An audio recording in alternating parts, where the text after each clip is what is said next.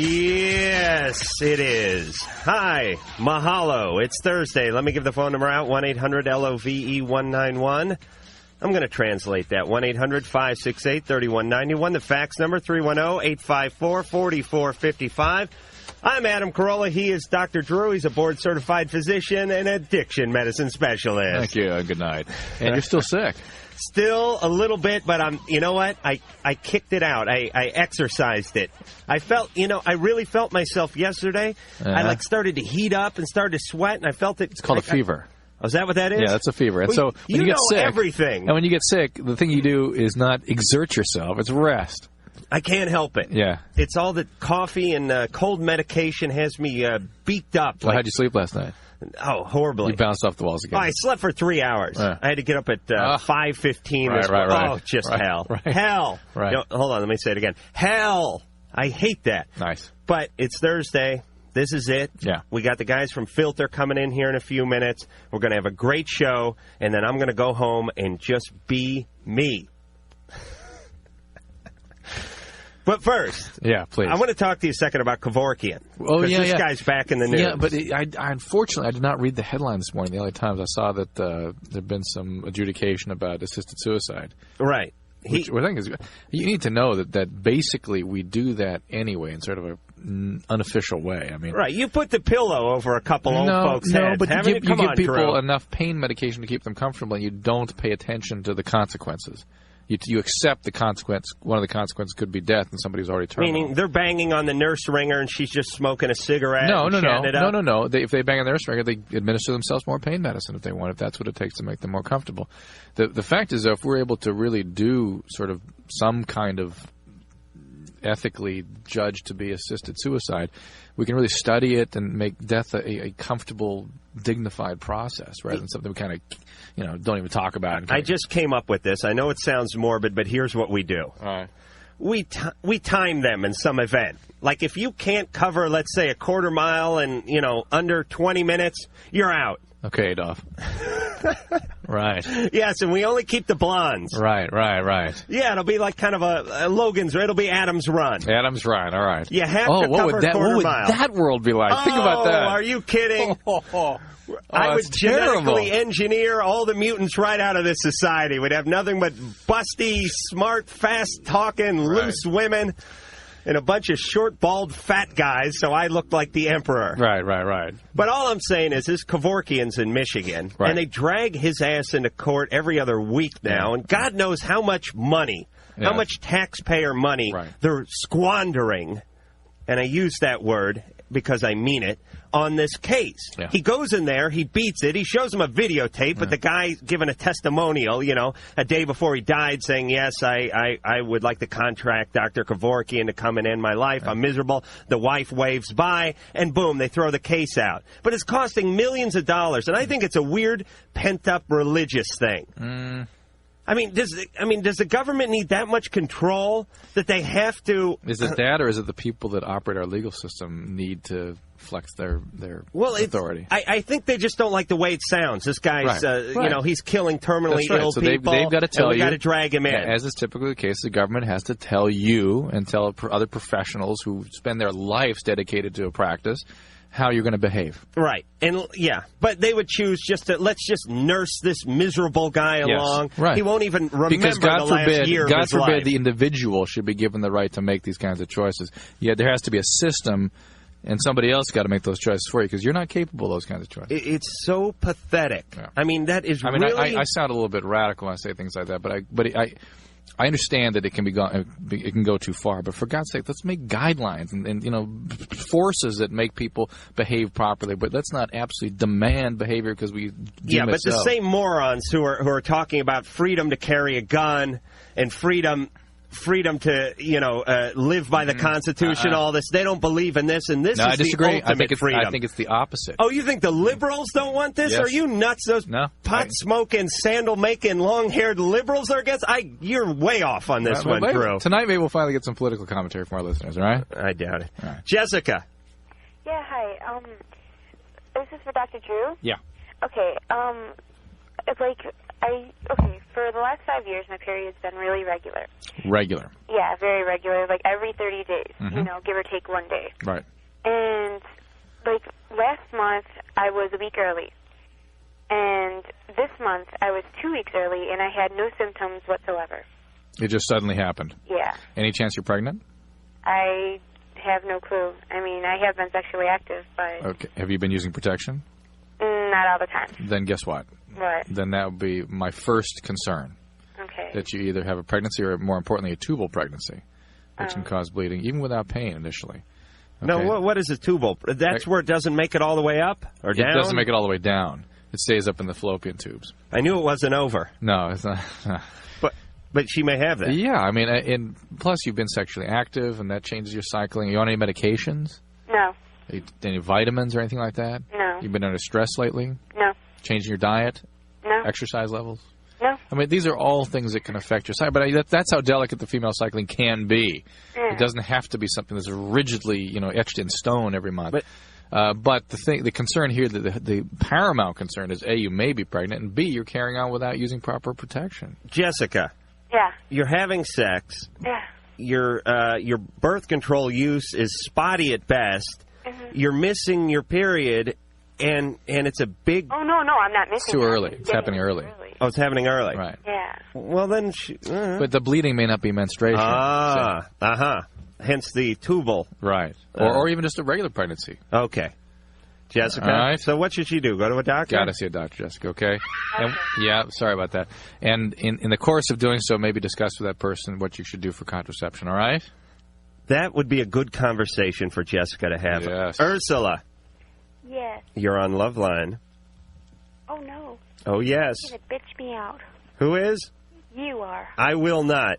Okay, promise? I'm putting my kid gloves on and my Crown Royal sack over my tongue.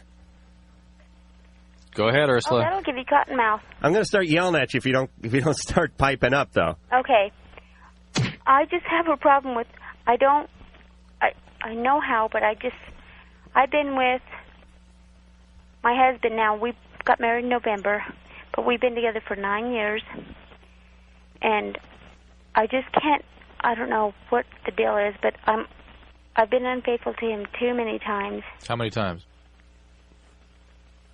I don't know how many times.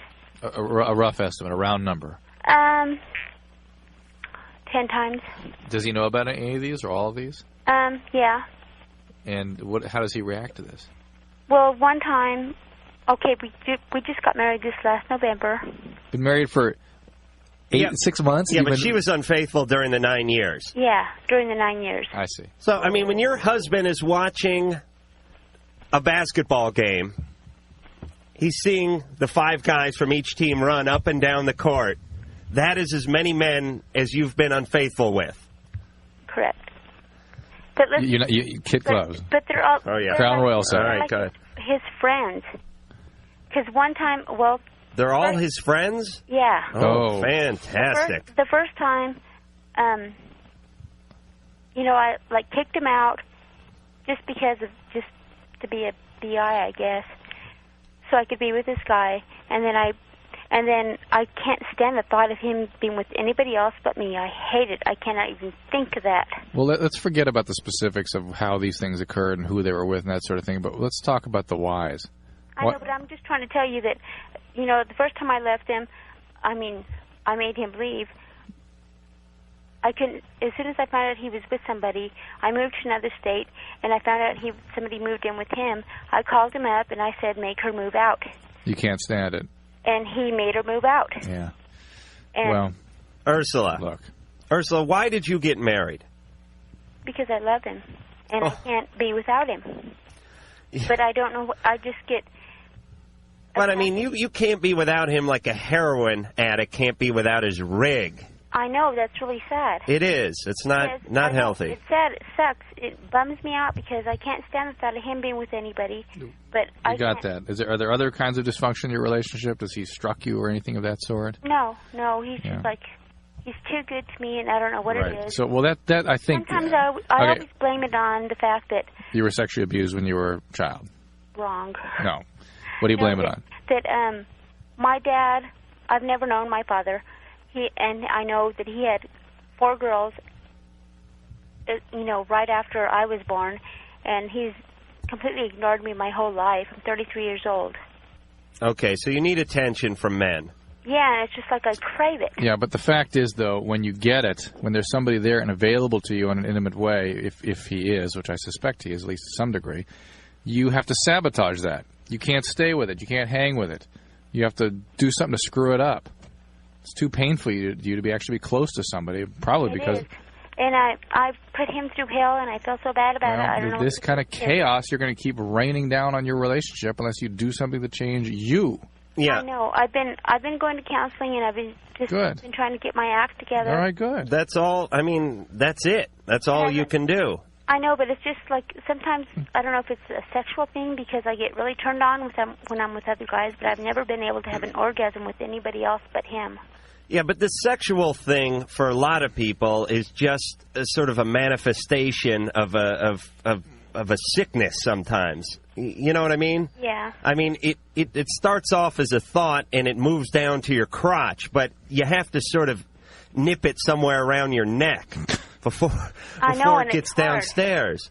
Well, you're going to counseling now, right? It sounds like you're doing some things to make change, and that's... Well, I'm trying to. I'm just being more blunt with you that I can be with my counselor, because face-to-face with somebody is so hard for me Well, to but out. you need to have an honest relationship. That's what therapy is about. And the more you can open with that person, the more effective that therapy is going to be. So don't sabotage that, too, all right? I know, I'm trying not to. It's just that it's so hard because I promised myself after we got married. Look, Ursula, when you establish that closeness with your therapist, guess what?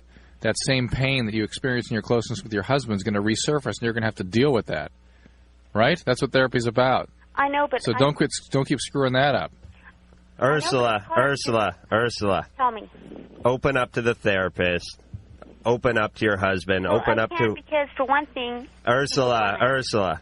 She's a woman. It's hard for me to open up to a woman. Look, you have a reason for everything. You're fooling around with on your husband 10 times because your dad didn't give you enough attention. You can't open up to your therapist because she's a woman, and it's a good thing she's a woman. Right. Lord knows what would be going on in there. Ursula, I know how Ursula, you know the answer. Just open up and get better. Derek. Yeah, hi. Hi, Adam. Hi, Dr. Drew. Hey, Derek. Hey, Derek. You guys are both geniuses. I've got a couple questions for Dr. Drew. Huh? One of them is I need some clarity on the marijuana situation. All right. I'm definitely an addict by the way you describe it, but you also say that after 10 years, there's a decrease in... It tends to. Some people go on and on and on without that happening. But the sort of average syndrome is somewhere between 1 and actually 20 years is sort of the spectrum. The euphoric effects tend to wear off, and people get increasingly depressed with time, and they just sort of switch over because they're used to seeking something to feel better, and they kind of switch over to something else, usually alcohol or speed. Yeah, I've had that decrease, and I've gone completely off it. Oh, good. Well, let me a warning, a caveat about that is that for the first 6 months after you stop, there's usually tremendous depression. Yes.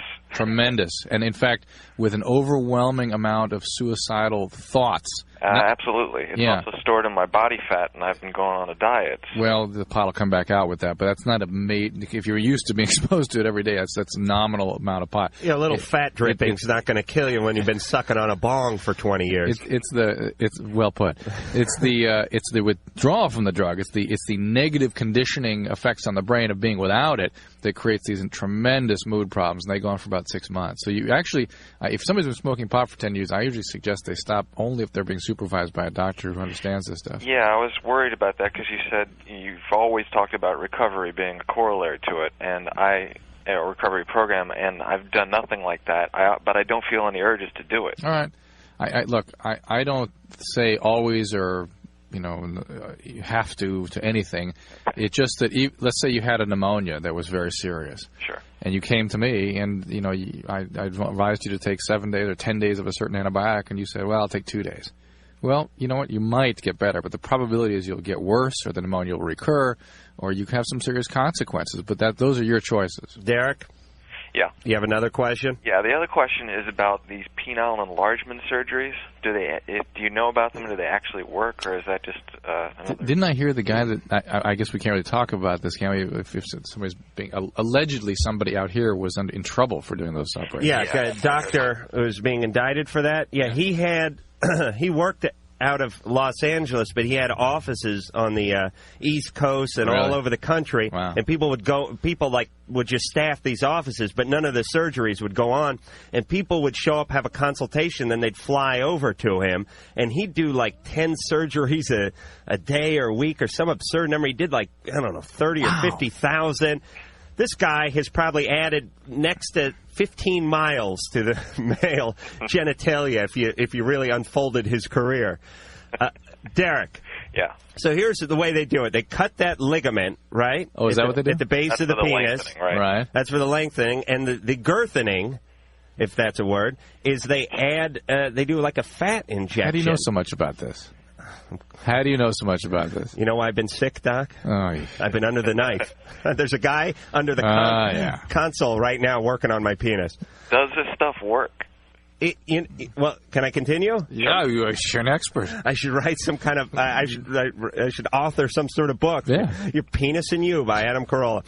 Derek, apparently it does add to it, but the thing is the fat doesn't always take. And I know I'm not a doctor, but I've been told, I have doctor friends, more than just Drew, by the way. I'm sorry you're jealous about that, Drew, but I do get outside the studio. And she was telling me that when fat is injected, it needs to be grafted. It needs like a blood supply. Right. And so apparently this is just injected into the penis. And there you go. And I don't know if it lasts forever. It does get some length, but then it falls down. It's like you could pull your... like a basketball hoop, out of the ground a little bit, the pole, and you could get another foot out of it, but if a wind came along, it would crush somebody, which is a dream of mine, by the way. So it's a bad idea, then. Yeah. I mean, why? Derek, come on. How you hung? Pretty poorly. Yeah, but it's 5.1 now. Yeah, they keep on lowering it. I'm actually above average now, but I don't buy that. I don't get that reaction. 5.1. What do you mean you don't buy it? I've made wallpaper out of that statistic. Are you kidding? It's all over my bedroom ceiling. I have one of those big flashing signs like they have like at Rockefeller Center or Times Square. 5.1. It just keeps going around. Tell the women I meet that, because they don't seem to have the same experience there. So just do a good job on them, Derek. Come on, you know what to do. I do a good job. Get down there, would you? All right. And speaking of penises, Gary. Yeah. Hey, you're on the Loveline. Hey, Adam. Yes. Apparently that guy Derek must have been seeing his dad when he was little, huh? Yeah. That was my theory last night. I'll never forget it. Right, I was listening to... Hey, I'm right, aren't I, Gary? You're exactly Have you ever seen your dad nude? Yeah. When you were young? Yes. Biggest penis in the world, right? Not really. Really? Not really. Oh, geez, that's kind of smart. Yeah. I got two questions. Yeah. First one's for Dr. Drew. 2 years ago, I had a vasectomy. And now when I have intercourse with my fiance, it hurts. Right. Tremendously. Right. I've heard people complain. Really? Yeah. Yes. Bad. Right in the wheelhouse? Right in the wheelhouse. Wow. Right in there. Yeah, Mike... enough to make me bend over. Mike, the One Nut Wonder engineer's not in tonight, so we can't get him... We can't pipe him in and get his input into this one. I'm sorry. But Okay. Continue. You said you had two questions. And the second question is for Adam. Yes. What is the fascination with penises? Well, I'll tell you what it is.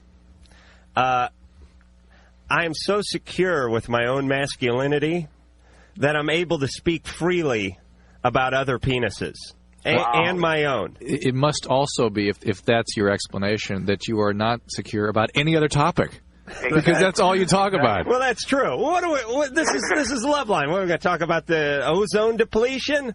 No. But, Gary, really, every one of these questions, and I don't care what it is, always comes back to the groin. What? Because I bring it there. Yeah, right. Well, all right. So which came first, the chicken or the host? The host. The host. All right, Gary. Thank you. Gary, see a urologist about that pain. There are some things that can be done sometimes to help with that, all right? Okay. All right. Thanks Bye-bye. for making light of my obsession, and we'll be back with Filter after this.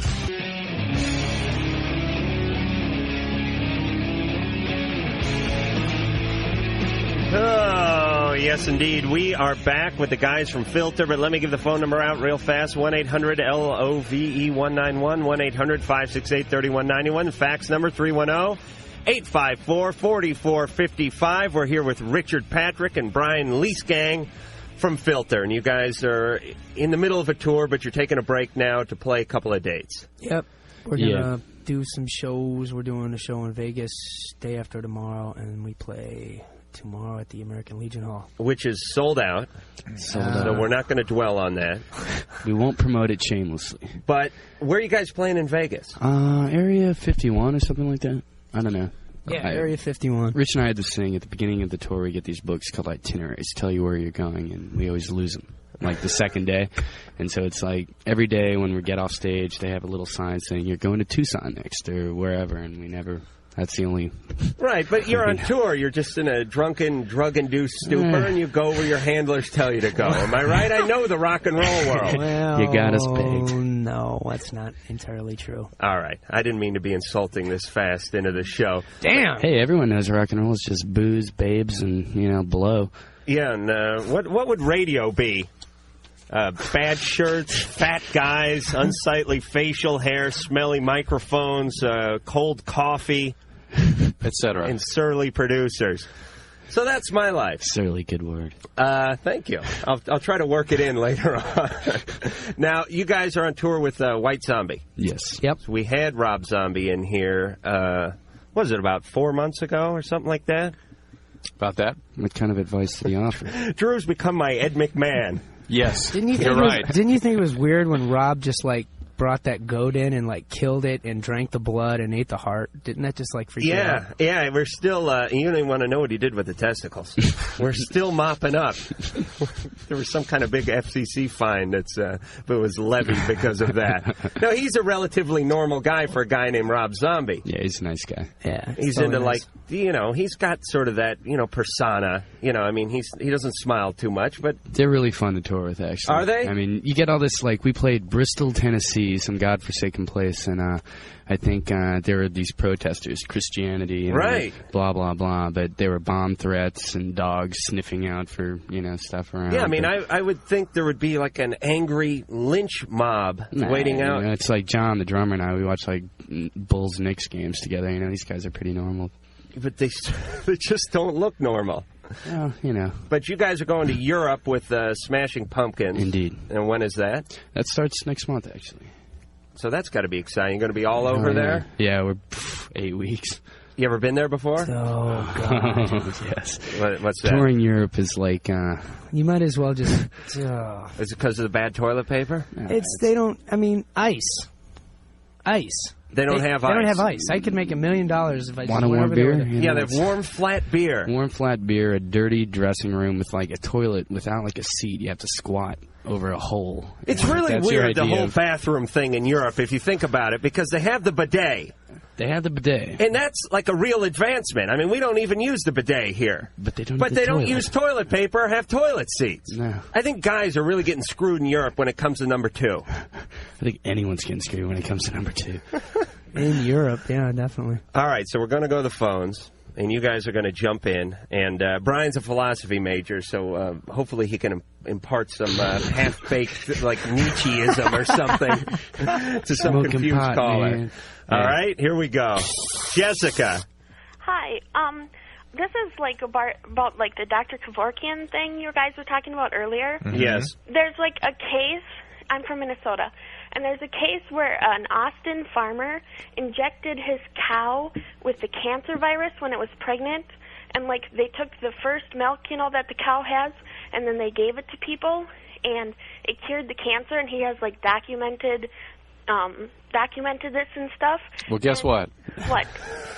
First thing is that nobody's ever isolated a virus cancer. A cancer, virus. Right. Well, no, it's cancer-producing virus. So he with the tissue, I mean. Yeah, but Doc, this guy's a dairy farmer. Come on. Who knows more about biochemistry than a dairy farmer? I got a car that runs on water. Oh, I see. Okay.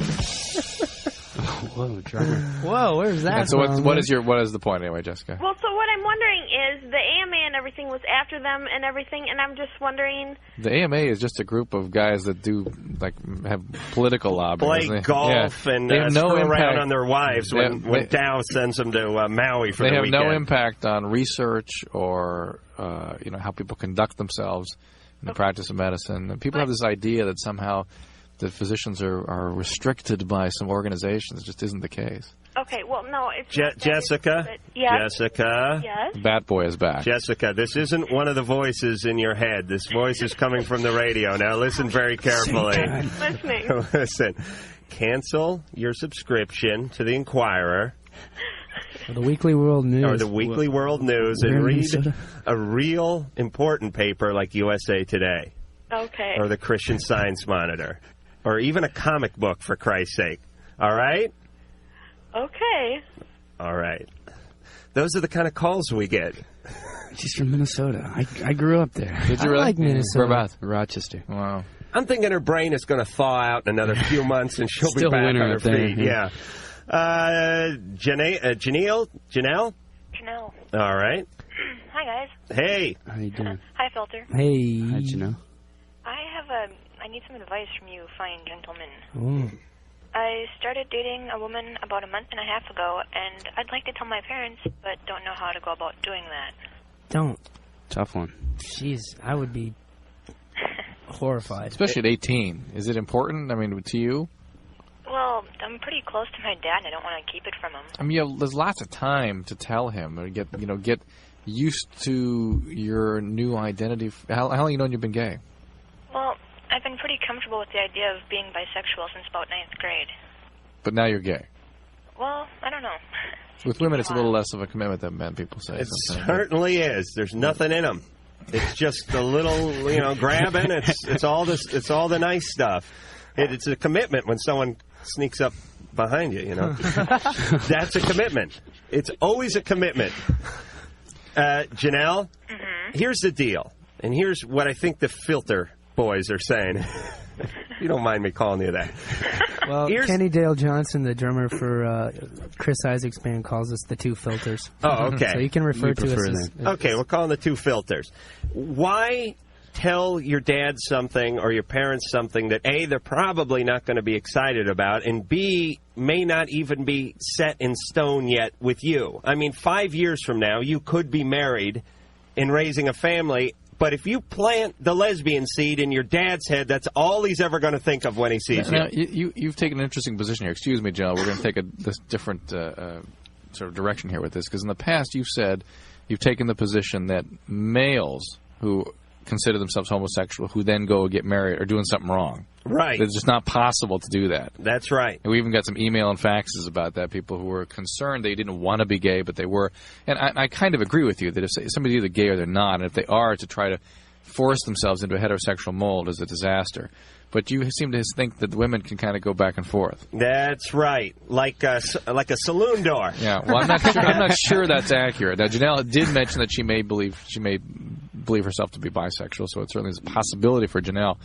But I think your point is well taken, and that is people do all kinds of things when they're approaching adulthood that may or may not be ultimately who they are, or things that they may do at 18 that they're much more comfortable with when they're 21, so it's not so traumatic to confront important people in your life with the information. Right. Why put yourself through it now? There's plenty of time. Take it easy. When the time is right, don't obsess about it. It will in its own way, come about. Okay? Do you live at home, Janelle? No. No, so that's also easier, It's a little tough because can you understand that people who begin to understand themselves as gay really want the important people in their life to see them as they are developing this new sense of self. Mm-hmm. Can you understand that? Well, but don't be in a huge hurry. That's what I'm saying, because people are gonna have trouble changing their idea of there who you are. There goes Drew's high horse, by the way. You don't disagree with me, do you? No, I don't. No, yeah, I understand. You're gay. You want to tell the world, but it's You just got to keep certain things under your skirt. I was going to say hat, but we'd all be pretty pathetic if we're the same people we were when we were 18, though. You know? Yeah, that is true. I was cleaning carpet. Wait a minute, you just dissed her. I know, I didn't diss her at all. I'm just saying that No, but he said we give all. yourself some time to think. I mean, what kind of weird crap are you into when you're 18? I mean, think about the geeks and I was into nerds that you were. Stuff, I was a virgin. You're a virgin? Shit, yeah. Oh. They'll get that out of there. Sorry about that. Totally. That's all right. You're when did you lose your virginity? Oh man, no, I did it. Open up the floodgates, Richard. No, I was a really, I was a late bloomer. Just didn't happen until I was 18 and a half. But now you're on tour making up for it. You're darn right. You're on a quite a pace, aren't you? Life's been good. Yeah. Okay. So you're so whatever. You're single, right? I'm not one of those rock and roll type, but right. But you're a man.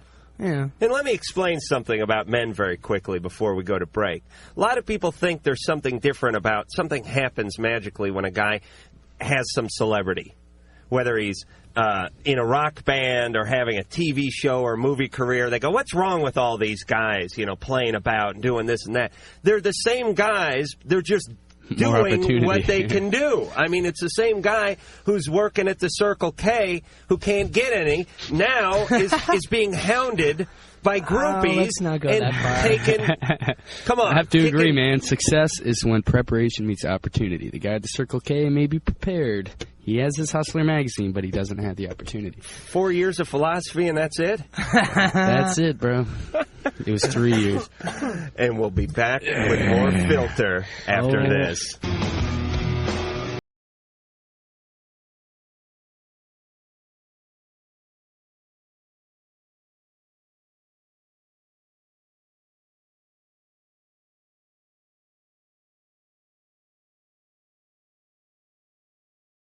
Back from the bathroom. Richard Patrick and Brian Leesgang. And let me give the phone number out, 1-800-LOVE-191. The fax number, 310-854-4455. And let's talk about this CD, Short Bus.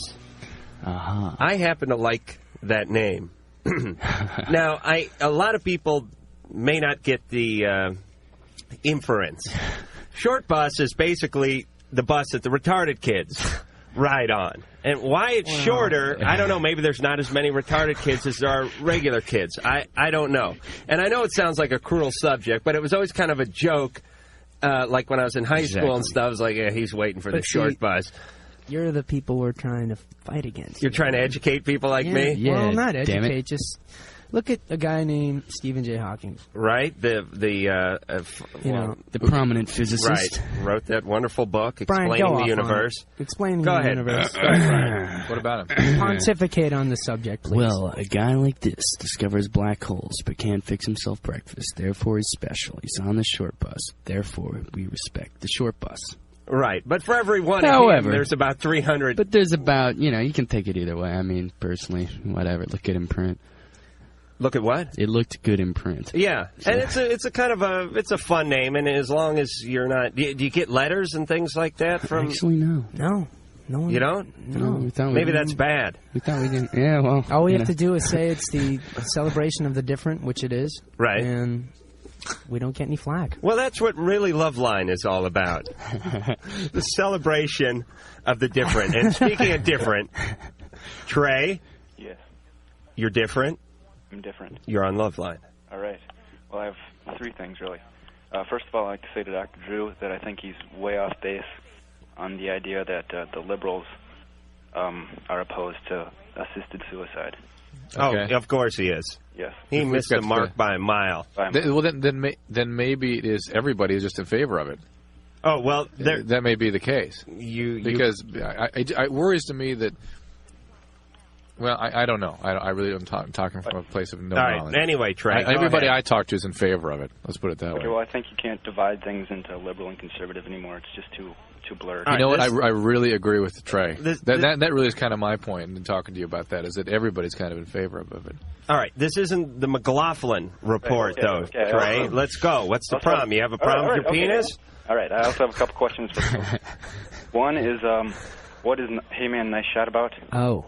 I've heard rumors that it's like about, well, not rumors, but suggestions that it's about Kurt Cobain. Oh yeah, see, this is the problem with rumors. See, the thing is I wrote that song's lyrics a year and a half before he tried it the first time, and I remember the day that it happened. Like a week later, my brother Robert called me up and he said, "Geez, you know, people are going to think that Hey Man, Nice Shot's about Kurt Cobain," and I never really thought about it because the song was a year and a half old, and it really disturbed me because, you know, some of the letters that I got, like in the email, you know, right as the record came out, a lot of it was like, well, I don't know why you're talking about Kurt Cobain like that, but I still like the song. And I'm like, wait a minute, hold on here. So I had to really bug everyone at the record company to just try and get as many newspapers to print that it was just not about Kurt Cobain. It was really about Freddie Prinze?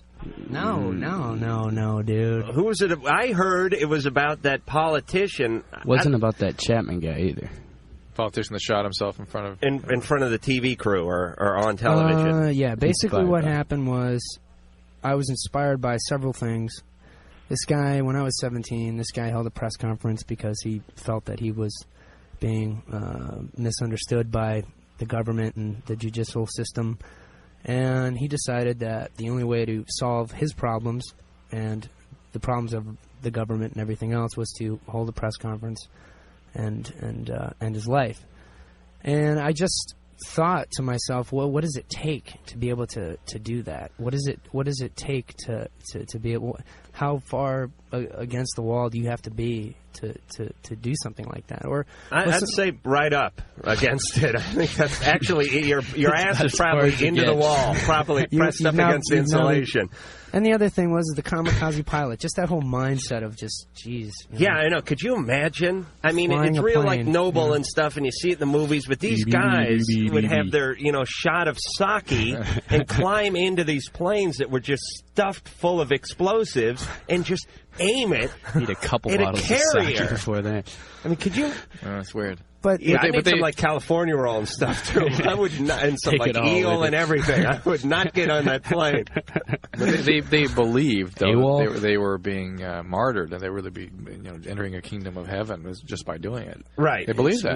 Right. If you really believed that at the end of the explosion you'd wake up in some nirvana, right? You might think about it, right? Instead of painted on the side of a carrier, right? But the thing is so this politician had a news conference, sat there, put a gun in his mouth, and blew his brains out on television, and they showed it too, for kids. Basically. They showed family program. In Cleveland, they showed the whole thing. They did. God bless the executives in television. You know, you watch one of these movies like Conan on TV. They show 140 guys being decapitated. There's one quick breast shot in the whole frickin' movie, and they got to cut it out. What the hell are we thinking about in this society? It doesn't take a philosophy major to figure this one out, does it, Brian? Not that I can fathom. Bunch of pent up. Pencil prick fools. That's right, and you can say it. Say it again. Pencil pricked fools. All right, now you're getting a little full of yourself now, so relax. All right, keep riling me. Now, speaking of Nice Shot, man. Yeah. We're going to play that song. Oh. And we're going to play it right now.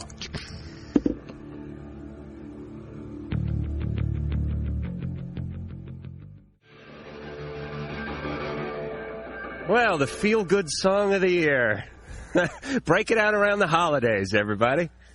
Nice Shot by Filter, and we'll be back.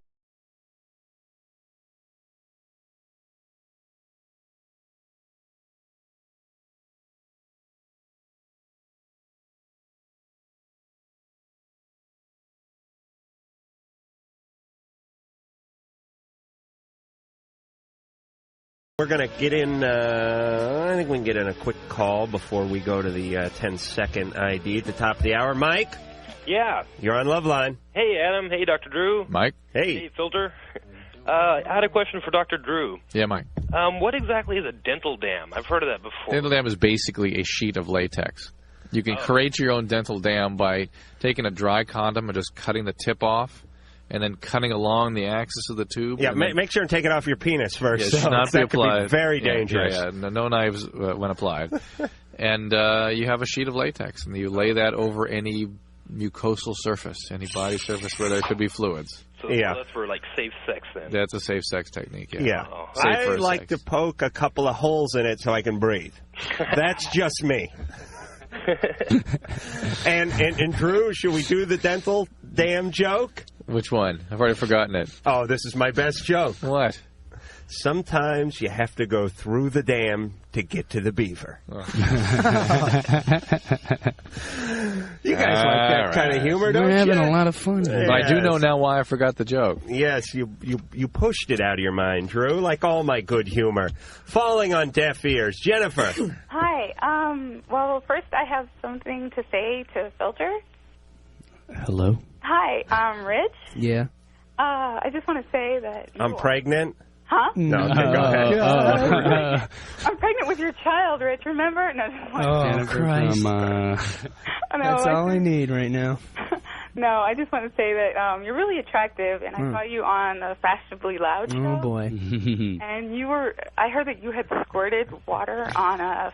How did you hear that? Who told you that? 17 magazine. Oh, 17 Someone magazine. got it out.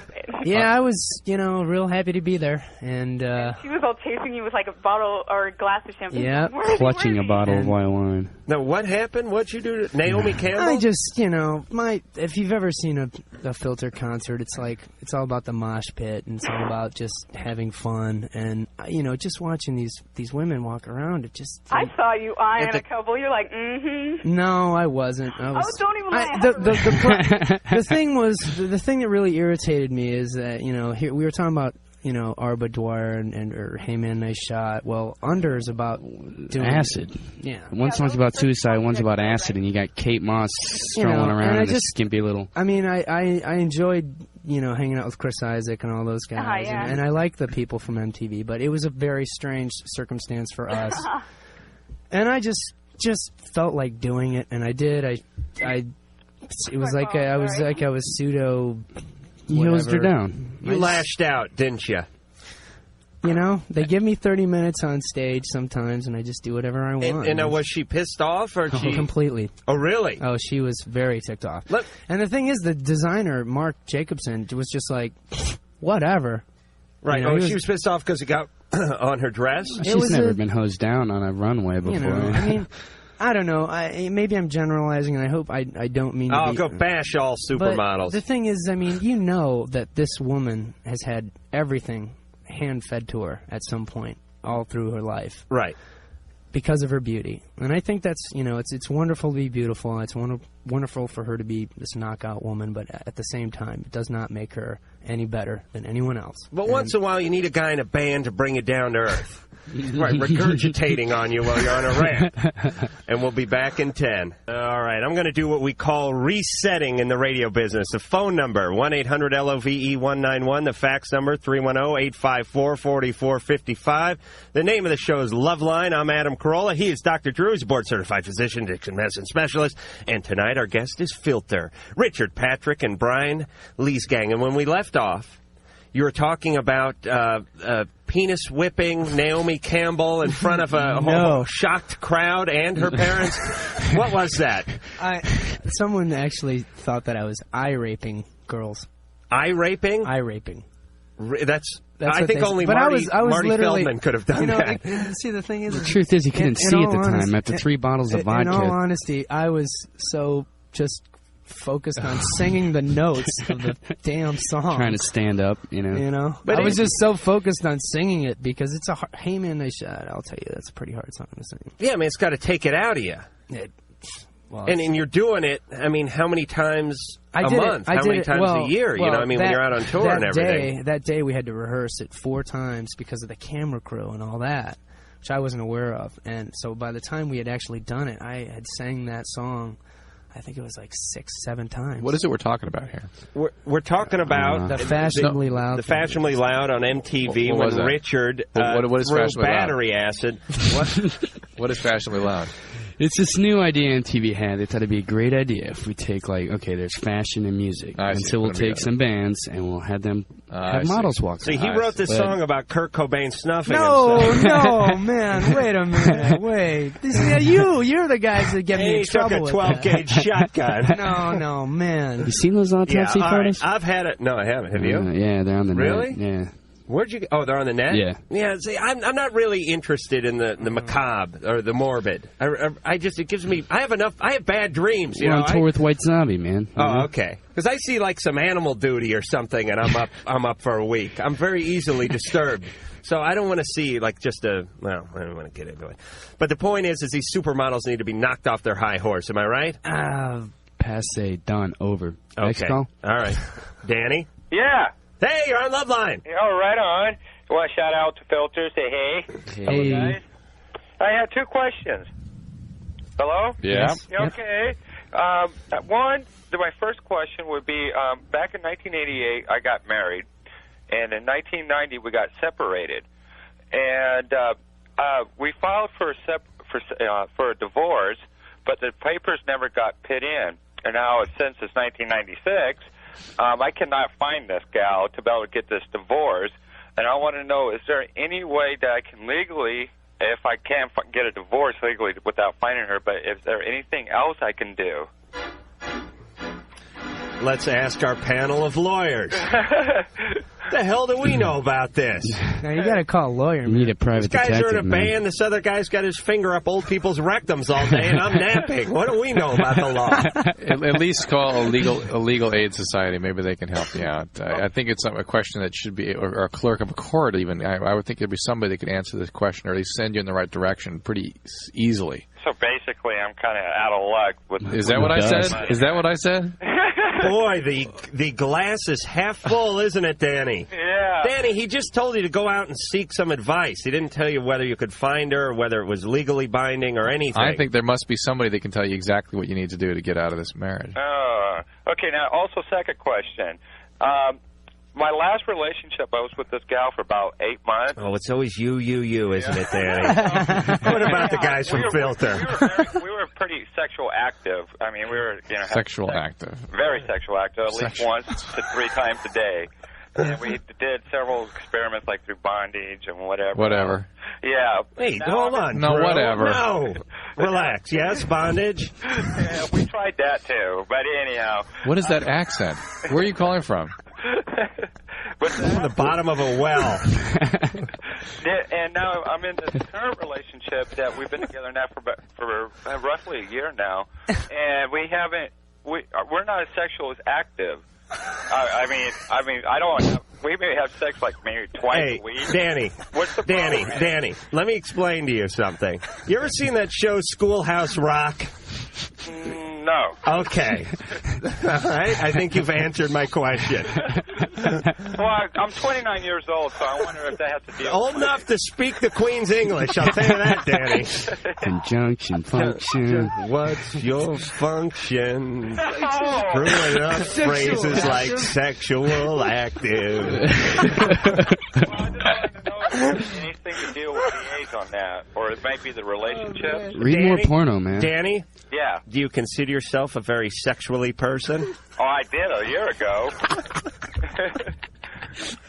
I want to know if there was anything medically or anything might be to deal with relationship-wise. I'm going to say yes. Guys, Danny, I got to be honest with you. No one's heard a word you've said. We're all getting punchy over here. I bet. Somebody opened up a ether balloon, and this show spun out of control. Danny, you seem like a good guy. Good luck with the divorce. Have fun with the bondage, and just make sure no one takes an eye out. Well, you can see what we're dealing with here. Oh, man. You guys get this is making the White Zombie crew look like a Mensa meeting. All right. Where were we, Drew? We're going back to the phone. Okay, Drew's pointing. You've got a good feeling about this one? I hope so. Chuck! Yeah. How's the grammar? All right. All right. Good. Grandpa's fine, too. Good. At this point, I'm not very sexual active. Good. That guy was smart. Anyway, I just wanted to say hi to you guys. What's going on? Chuck. I have a question for Dr. Drew. Yes, sir. Yes, sir. My girlfriend went off the pill about a little over a month ago, and we've been using protected sex and what have you been doing? Just condoms. And now she's like a week and a day late. Like, she just stopped the pill. It takes about 6 months often to establish normal cycling again. Okay, see, that's what I wanted to ask, because she's kind of freaking out. I'm trying to stay low, lay low about it, and you're using a condom, right? What's that? You're using a condom? Is that what you said? Yeah. Well, we haven't even. Chuck, what do you mean lay low? We've been laying real low. You like to hold up in some motel or something? Cut the phone wires, cancel the credit cards. Wait, did you say you haven't even had sex? Well, we have. I'm just saying, like, in the last week, it's just been like we were kind of freaking out here because normally she was really regular. Like, all right. When you're on the pill, you're going to be regular because the pill makes you regular. Right. And it takes a while for change in the hormone levels, etc. Yeah, it's going to take a while. Yeah. So, like, how long should we wait till, we should be really concerned about this? Just go take a test. Yeah, we'll get a urine pregnancy test. I mean, 2 weeks? That's about 2 weeks out. That's accurate. I mean, wait another week and get a urine pregnancy test. I hate that time. Wait another week? Yeah, wait another week and then do it. But look, it's probably just the. Let me ask you this: you're using a condom, right? Yeah. It's not failed. It's not broken. Nothing's happened to the condom. Well, actually, no. Listen. One broke, and we knew it right away. And this was like way prior to ejaculation, so I didn't even do my thing. I just totally stopped, and that was that. So, and I know there's a pre-cum factor or whatever, but like there was no. Like I didn't ejaculate in her. Okay, all right. So it's unlikely, very unlikely. Give it another week. I keep telling her that it's Chuck. Very unlikely. Another week. Take a urine pregnancy test from the pharmacy and take it easy. Don't Chuck. Worry. Yeah. Let me give you some good advice here. Give me some, Adam. She's probably not pregnant, right? Well, that's what probably not. That's probably true. That's what we're hoping for. Now, don't act like it during the 2 weeks or the extra week that you're waiting. Meaning. Give that whole rap of whatever you want to do. I'm behind you 100%. I'll be there if you want. And then if she's pregnant, you can kind of try to weasel your way out of stuff later. Now, I don't mean to be a bad example, but the worst thing you can do as a boyfriend is start arguing over what should be done and I'm not going to pay for and, all this kind of crap. And then it turns out she's not pregnant because you will be cut off for life at that point. I've been totally supportive. All right, good rap. And I know that like this is pretty common. I was just right. All right, keep up. Yes. And how effective are those the urine tests? They're pretty accurate. About 2 weeks. Yeah, but you got to hit the stick. Jason. Yeah. By the way, I want to compliment Richard. Richard from Filter because.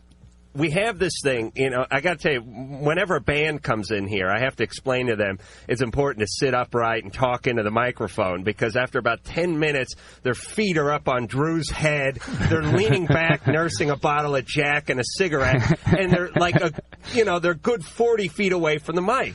So I tell that to the guys from Filter. Now, Richard has really taken my because he has like inhaled the microphone. Then Richard goes, yeah, all right, I'll stay up on the mic. And he's actually like, committing oral sex with the microphone, and I'm not bashing you. I really, Drew, am I right? No, he actually he appreciates and repeats to me how much he appreciates. He does it for a living. This guy mic, sucks a mic 6 nights a week. All right, so he knows. And he gets 5,000 to 10,000 kids screaming and encouraging him. He's going to keep doing it even if there's no one there. No, that's good. It's that's good. Habit at this point. The mic is in my mouth. Now, there's nothing I can do about it. Now, there's nothing to the fact that it's black. That doesn't make it different. Oh, man. It's big, too. We really need like a penis-colored windsock on top. Jason, are you there? Yeah. All right, what can we do for you? Hi, Adam. Hi, Dr. Drew. Hey. I have a question for Filter about the Macintosh that you recorded your album on. Which is really broken right now, and we are really mad at it. Flying out of 4-story windows. But we do love... Yeah, about the particular machine. No, actually, you were going to record on a PowerBook or something. I was wondering how that program... Is that true? What sort of peripherals you need? You can't really do it on a PowerBook. You need like a Mac. I know this is a sex-related question. It is. No, you feel free to talk as Scuzzy long in, as you scuzzy want. out. You need like a Mac and some DigiDesign software and hardware and a bunch of too expensive stuff to run it. But I don't know. Actually, with the Power Mac, you can record at home. It's easy. So is it getting to the point where you're not going to have to go in? Oh, it We is. never do. That's us. Right We there. recorded our whole record at home. At home? Yeah. Yeah, at home. On what kind of computer? On a Macintosh. What kind? It was a Quadra 650 at the time. So now like a Performa or something? Is that? Well, when we get the new one, after we blow this one up, yeah. And how does it? I mean, how does it work physically? It's a big, huge digital. You sit there with the tape deck. guitar with a mic, and it just goes right into the computer, and you see the waveform on the screen, and you it's can a little do bit whatever more you want. complicated than that. It's there is a soundboard, there is a microphone, there has to be an amplifier, there is a guitar. Just instead of going to tape, you go to a computer. Right, and then you guys can mix it, and you don't need an engineer. No, Not till we mix it. At some stage, yeah, we lay it all to tape, and then we mix it. But at the actual tracking, writing, and recording is all done with this tiny little studio that we have called the Midgets. Wow. And acoustically, everything's the same, though, right? I mean, you have to be in a room. You couldn't be in like You get a a different cement bunker vibe. or You don't something. get that A&M studio vibe, or that big sound that some people desire in some kind of schlock way. But you capture our lives. I don't know. Like But it sounds like our it's an apartment. interesting historical sort of footnote here. I mean, we're talking to people that make music in their home, and the country consumes it. Right. In the old days, they had to, practice for spend weeks in Tahiti or wherever they had these. 3 years ago, 4 years ago. Yeah. It's so lifeless doing it that way. I mean, we like to, we have these studios in the back of a van. We drive out to the mountains, or we go down to the beach, or wherever the hell we feel like working. That's so amazing. Wow. And I have a computer. I can't do anything with it. You got to do a radio show from your Mac. I wish I could. Just talking to the keyboard? Yeah, just talk right into the keyboard. All right, I'm going to try that tonight, man. Seriously? I'll Okay. teach you out. All right. Drew, you want to pick another call? I just like to watch him point, doesn't it? It's like one of the kids on the short bus, and then he just points. He never says anything. Justin? Yeah. You're on Loveline. Yeah, I have a question for Dr. Drew. Yeah, Justin. See, my fiance is like 7 months pregnant, and she recently read that it's harmful for the baby if we have sex. I don't believe that's true. I know there's concern about it, particularly if she's having preterm labor. Does she have any problems that way? No. It's been a totally normal pregnancy? It's been perfect. As I understand it, it is relatively safe. So I don't think you have to be too concerned about it. And it said that it can, in the last 2 months, it can cause a premature labor. Right. It can induce, exactly. And that if she's having preterm labor, we call it, then you don't want to do it. She wants to stay down and take it easy and not stimulate anything. Drew's saying blowjob. But is that code for that? No, that's saying not don't even draw the curtains, keep her quiet. Seriously, it is a point at which you have to be very, very careful. But for most pregnancies that are going well, I don't think that there's a problem. But she ought to talk to her gynecologist, obstetrician, okay? But what about the psychological implications? I mean, it's really to me. Okay, what are they? Well, to the child, it's like you're having sex with your kid in the room. Except, you're having sex with your kid in the womb. It's like what Barbara Walters how she would describe it. I mean, I don't know. I mean, that's cool. What? Are we talking to the same guy? Rowdy mom. Justin? Yeah. Your pregnant wife likes to tie you up? Yeah. She's kind of dominant. Does she beat you? I have a hard time getting her to, but... Whatever, Justin. Just take care of the kid, will you? Create a new focus in your life. Hey, you have a family now. Good luck with the kids. God. Wow. I'm back to my legislation for testing at age 30 to decide if somebody's ready to have kids. I'm back to my superhuman screening program where hey, you guys would like this. Unless you can do the quarter mile in under 20 minutes, you're out. You're off the planet. I mean, unless you were Vietnam veteran, you got no leg or something, then we'll raise it like 25 minutes. But I'm saying let's thin the herd. You know what I mean? We need a cut. You know about Darwin and philosophy? Yeah, we need a cut. Natural order of selection. Can you imagine this poor guy, his kids, like at age 5. I'm sorry, my dad can't come to the phone. Mom's beating the crap out of him in the next room. He'll call you back when he's done licking his wounds. It's a sick world we live in. Adam. Yes. You're on Loveline. Hi, Dr. Drew. Hey, Adam. Say hi to the filter, guys. Hi, Filter. Yeah. Poor Adam's been waiting about an hour and a half. Oh, really? That's okay. You guys are funny. Hour and a half. My question is for Dr. Drew. Yeah. Me and my fiance, we were discussing about family genes and genetically linked disorders and addictions, other things. Right. And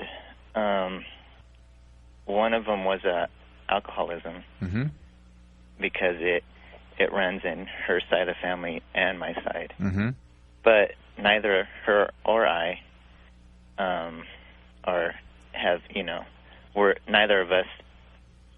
You skipped a gene. Right. You're not using. Skip a generation. Well, you're not Why using. not? You're not using. Anyway, but so what's your question? Right, and we recently had a daughter, and we were wondering if it was going to skip and to her. And no, it doesn't.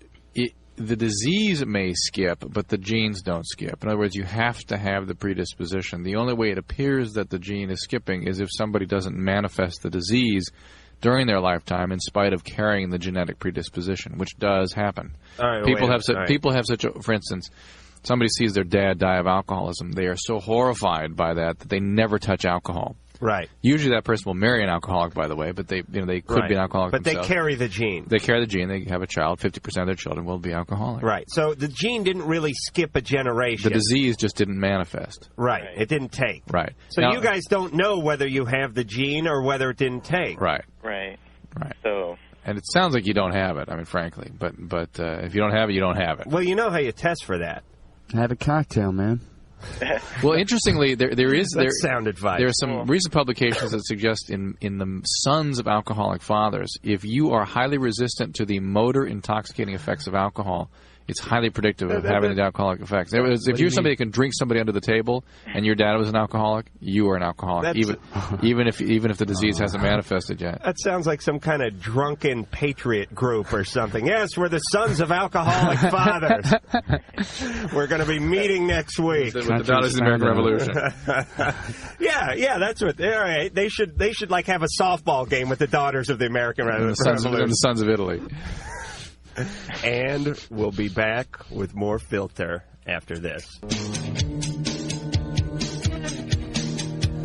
Hey, we's back here on Loveline with Dr. Drew and Richard Patrick and Brian Leesgang from Filter. And let me give the phone number out, 1-800-LOVE-191. The fax number, 310-854-4455. Fax is like this. I just wanted to tell you guys in Filter that I love your music even more now that I've heard what cool guys you are as people. A little redundant, but okay. And to the guy, that would be Richard, who soaked Naomi. You go, dude! So we have, you made a fan. And now it's time to go back to the phones. John! Yes. You're on Loveline. Yes, I have a question. Can you get AIDS from giving oral sex to a female? Theoretically, yeah, you can. You can? Theoretically. Do you have to use the oral dam, whatever? You got to use that dental dam. Any exchange of fluid, any mucosal contact is a potential route of transmission. Has anyone ever gotten AIDS through? I don't know that's been documented. I know that in Britain they're questioning the validity of considering that a risk behavior. I think it's safest just to look at the general concept that any fluids that you're contacting could potentially do it. So avoid the contact if you can. I mean, none of these things are totally safe, but you want to reduce the risk as much as you can if you really believe you're at risk. How do you use the oral dam? It's like a sheet of saran wrap. You just lay it down over anything you're going to contact. A lot of fun, You know, I'll tell you basically how you use it, John. You know, like when you're in a car and the heater's on and the windows are rolled up and one of your buddies passes gas, and you pull your T-shirt up over your nose, you go, oh, Christ, come on, Lou, for Christ's sake. And he's screwing with you because you got power windows, and he puts the lock thing on, and then he cranks the heater up a little more, and you're like, oh, for the love of Christ. That's what you do. It's like pulling the shirt up over your nose, like you're going to hold something up, basically. Am I right? Yeah, you put it in front of your mouth. Drew's right. But here's what I got to say about that. I have enough trouble navigating that area, negotiating that very intricate area of a female. You know what I'm saying? Yeah. It's tough enough to figure out what's going on down there. Then you got to go look for the saran wrap. Now you got to go with a latex over your tongue. Right, it's like you're already in a maze. Now you got a hefty bag over your head, and someone spun you around. How do you breathe? You're never getting out. Or in. You know what I'm saying, John? Yeah, I do. All right. Thanks. All right. I'd like to hear this one. This looks interesting. We should have done a whole for an hour and a half, too. Angie. Hey. Hey. My question's about cocaine. Yeah? This customer, told me that cocaine really, in the street, that what people buy isn't really cocaine. It's, lidocaine. Lidocaine, they mix lidocaine in very often. Or they'll put lidocaine and speed together or something like that. But it is part cocaine? Usually. What does the word cane mean? Because you hear Novocaine, right. lidocaine. The canes are a particular family of compounds. I don't know that I can talk intelligently about what makes them, what common elements they have. They're anesthetics typically. Okay. I think it means expensive in Latin. They act by decreasing. Well, I forgot. I'm not going to be able to talk intelligently about it. But what is your concern? Well, is it more dangerous than just straight cocaine, or no? Is it the same, or it's the same? That's just what gives you the edginess. Or no, the lidocaine is what makes your nose go numb, and makes you believe you're using cocaine. Okay. Angie. Yeah. Good luck with the habit. How much is cocaine a gram these days? You guys are in a band. I mean, I know you send your lackeys out to school. I know that you're sniffing it off nipples of supermodels. But is there ever any price involved with that? I have no idea. Besides the heavy emotional burden one has to pay. I mean, because it used to be it was $100, and then it was up to $110, maybe $120, and it maybe in the early '80s or mid '80s when it was sort of at the height of its popularity, or even mid or late '80s, and then it seemed to have dropped down quite a bit. All I know is that they've undercut it with speed. That speed is so much longer acting, so much less expensive, so much more available, so much more widely distributed that most people are using that drug now. And then I'm also hearing that ecstasy is making a big comeback, at least here in Southern California. Big comeback, which surprises me. Well, really? Yeah. Well, and Steve Miller's coming to town soon, so everyone's making a comeback here in L.A. Lori. Hi, guys. How are you? Good. All right. Good. I just want to tell you guys this is a great show, and I think you're doing a huge service to America by educating a lot of ignorant people. Wow. A little self-righteous, aren't you? She can climb up my horse with me. It's fine. All right, Lady Godiva, what's going on? Well, what's going on is I'm sitting here with my girlfriend. We're trying to study. Obviously, it's not working. And I have a problem. It's not really a problem. Actually, I am attracted to one of my teachers. He's not really a teacher. He's a teacher's assistant. Does that mean, are you in graduate school or something? No. Is he in graduate school? Yes, he is. So he's just assisting in a lab or something? Exactly. He's my lab instructor. Yeah. And, of course, he's in charge of my grades. What are you studying? Biology, molecular and cellular biology. Mm-hmm. Oh, yeah. Been there. Wow. Fun stuff. Yeah. Yes. Oh, yeah, I remember those days. I failed biology in high school, and by the way, only could take science, which somehow was a lot easier in biology. That would not let me back into biology. Forget it. Lori? It wouldn't let you back in? That's too bad. Yeah, well, I didn't want back, really, either. You know, you're not chomping at the bit after you fail a class. But anyway, Lori, it's become too cathartic now. Okay, well, anyway, I'm very, very attracted to him, and it's distracting me in class. When is the semester over? In May. May. I've considered asking him out, but I'm not sure if I should wait until this semester's over. I don't want him to think that I'm trying to sneak a good grade. Right. That's kind of interesting, because if he were really your teacher, if that were his profession, it would be an inappropriate boundary for him to pass. But he's kind of a colleague. He's kind of a peer. Yeah, he's just functioning a little bit different role in your situation there. Exactly. I would think you could date the guy. How would you go about asking him out, though? That I don't know. Mm-hmm. Do you have any suggestions, Adam? Tell him you got a Petri dish in your pants and you want him to have a little look Contaminated at it. a little bit. Adam? It's the only biological term I knew. Well, keep it to yourself. See, Adam, you're pretty good at biology. Yeah, say, hey, big boy, why don't you come over here and dissect my crotch? That's funny? Is that funny? Scalpel down there, but big guy. I think that's a little too crude for All right. if I can handle that. You're a classy broad, huh? Well, Lori, do you have can you hang out at the end of lab or anything, sort of be the last one to leave, that sort of thing? I've tried that, but for some reason, I'm very outgoing. But is this the Drosophila studies and that sort of thing you're doing? Yes. Beautiful. Yeah, okay, Drew, why don't you just start speaking French so I really can't get involved? let me translate. Fruit flies. Oh, Fruit yes. flies, yes.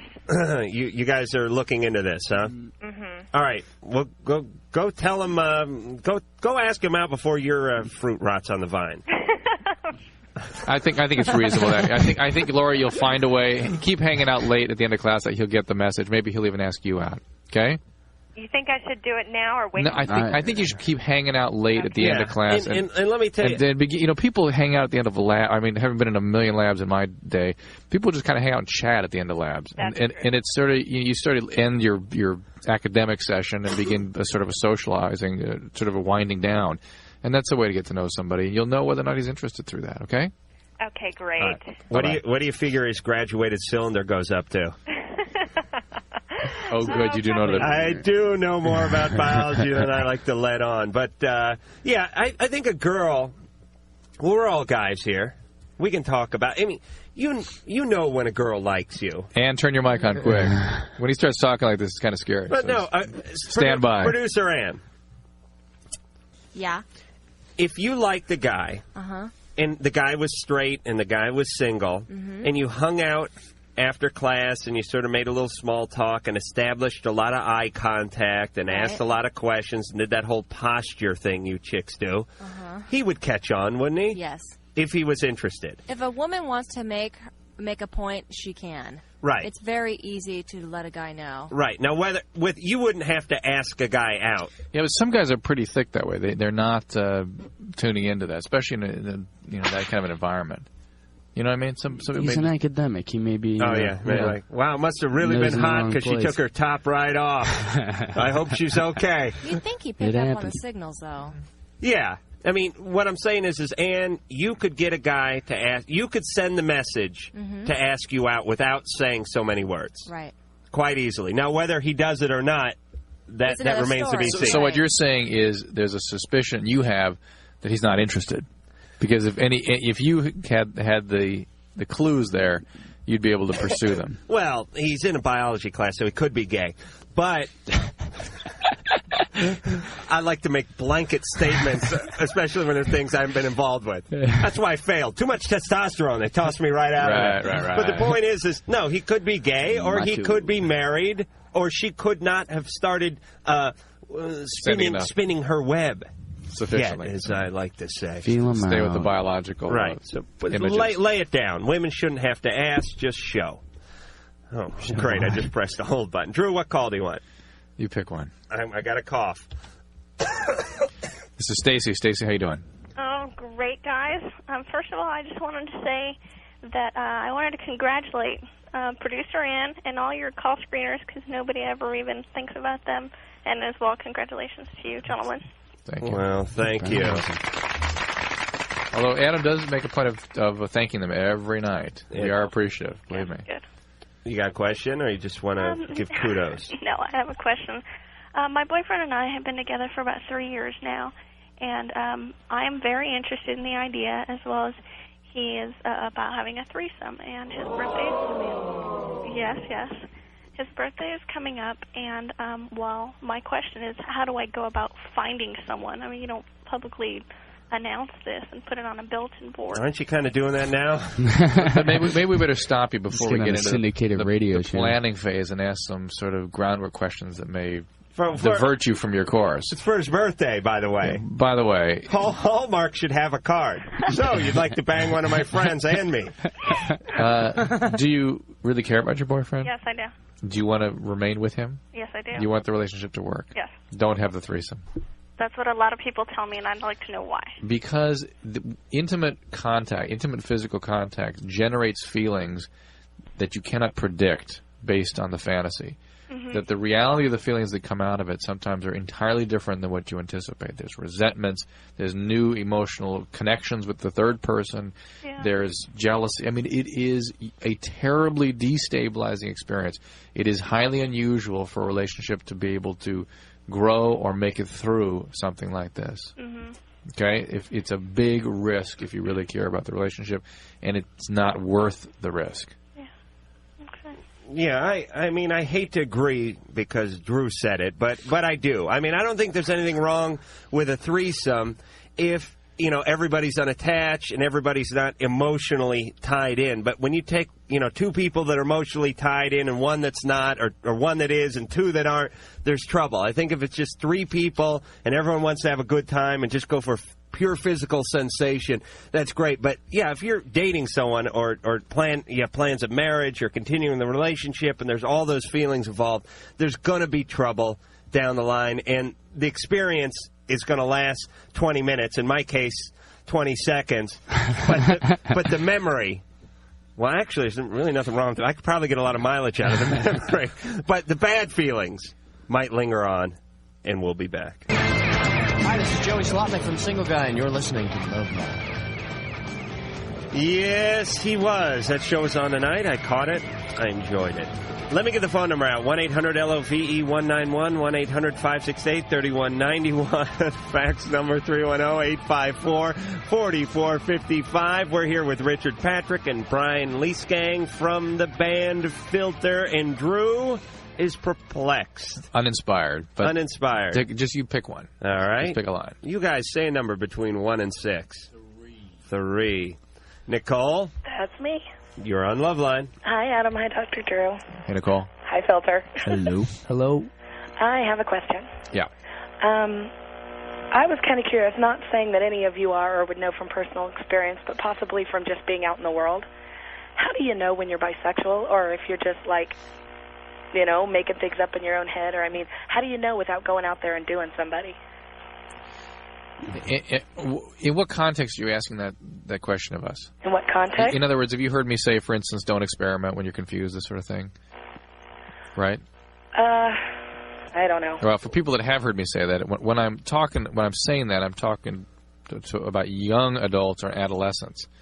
You're 24. You're really an adult.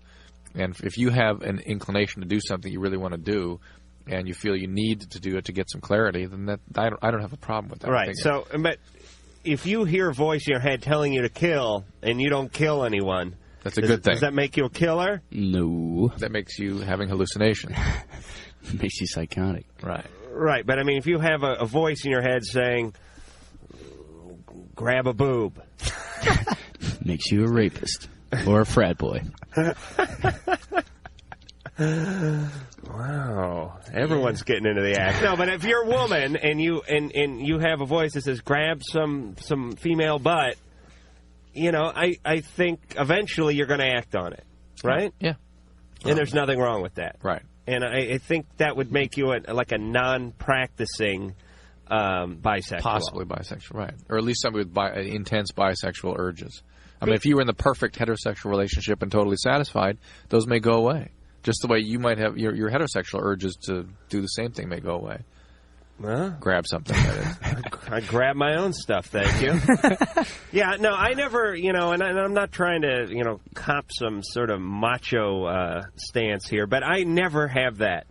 What? I never have that grab some other guy's penis. Well, men don't do that with the same comfort and ease as women do. I mean, women, it's much more of a possible impulse or something that they could experience without feeling bad about. Now, why is that?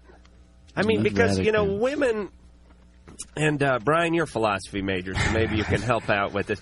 Pontificate. Women are sort of sexually repressed a little in our society. I mean, to the extent that, if a guy goes out and bangs everybody in his high school, he's a stud, and if a woman does it, she's a slut. Mm-hmm. And there's all sorts of other things where the double standard guys are more comes into play. homosexually repressed, though. It's like a guy wants to go out there and grab a piece of guy ass. It's like a lot worse than if a chick does some. You coming on to me? I'm trying to. This table's dividing. Is that what that was?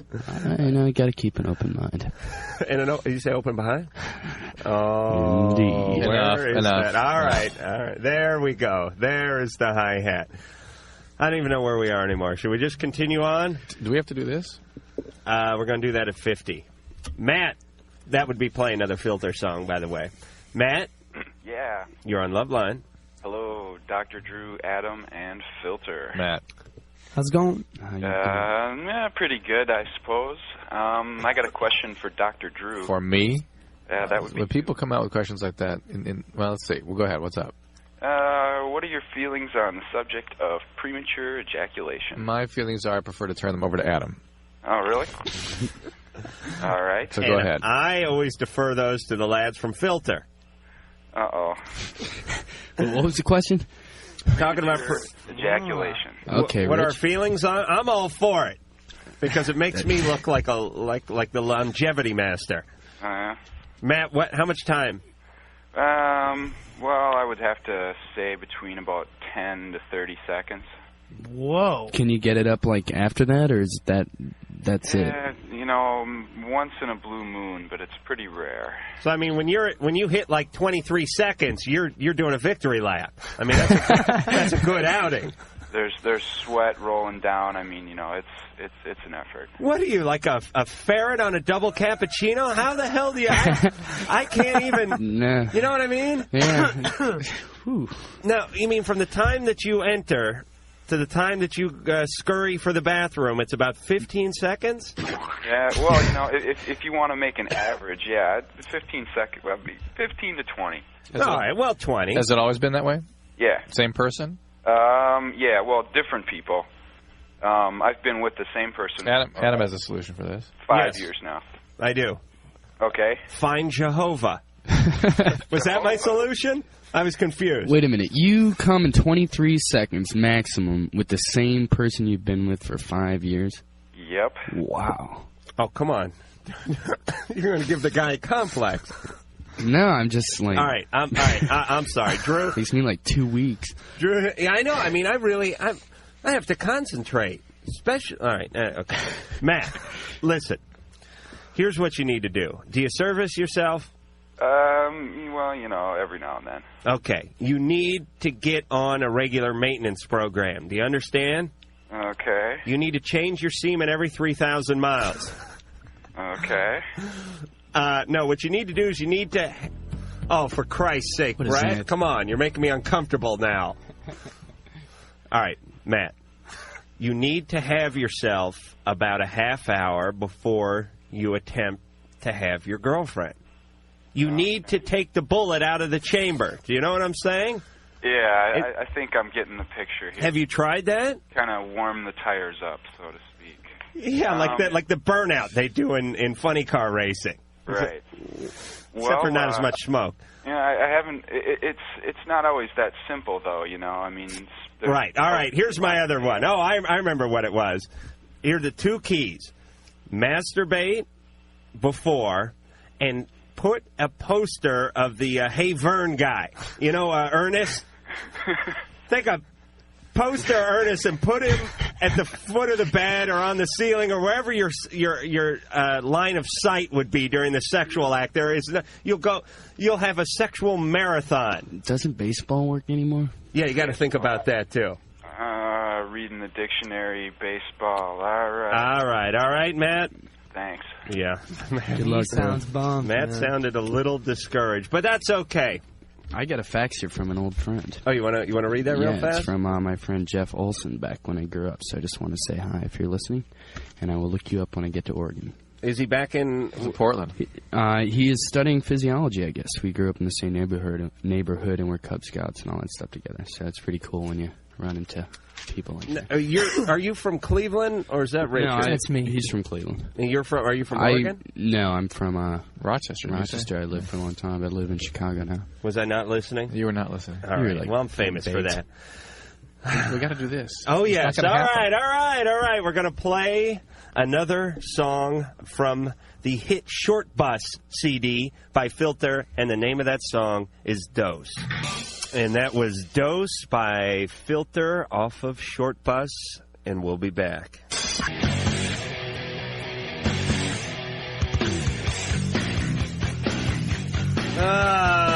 It's time to go. I regret this, but what can you do? We're out of time. I want to thank Filter. I want to thank Richard Patrick and Brian Leesgang for being real sports and hanging out and inhaling the microphone like we told them to do. I want to thank Sherry and Lisa on the phone. I want to thank the lovely Ann, producer. I want to thank Brett, who came in and filled in for the Nutless Wonder Mike and did a more than ample job. I want to thank Dr. Drew for being himself, which is the best. I want to thank myself for being mediocre. I want to thank Nancy Sinatra for joining us on Sunday. That'll be nice. And we'll talk to you then.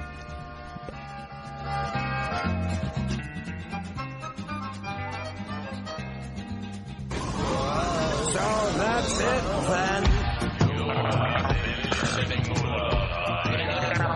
The opinions expressed on Loveline by Adam Carolla, Dr. Drew, or anyone are not necessarily ours. Be happy. Be happy.